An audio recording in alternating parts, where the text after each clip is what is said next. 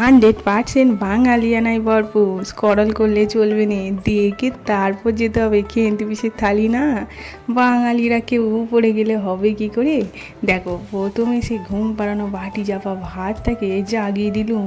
গরম পড়েছে যে, গরম গরম ভাত না হলে কেমন লাগে। তার সাথে গরমে ছিল স্যালাডে শসা।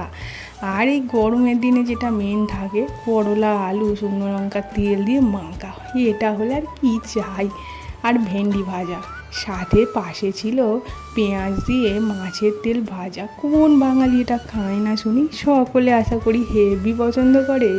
আর কুমড়ো আলু দিয়ে মাছের মাথা দিয়ে সুন্দর করে একটা ছ্যাঁচড়া বানিয়েছিলাম। ছ্যাঁচড়া হতে পারে, তবে ভদ্রলোকেরা হেভি খাবে। তারপরে রয়েছে পটল আলু দিয়ে মাছের ঝোল, এত সুন্দর করে কড়া গা মাখা করে কী যে বলবো। তার পাশে ছিল আমের চাটনি আর এক টুকরো পেঁয়াজ। এমন নাঞ্জের থালি গরমে পেলে বাঙালিরা কি আর বলে গো। তোমাদের কেমন লেগেছে জানা।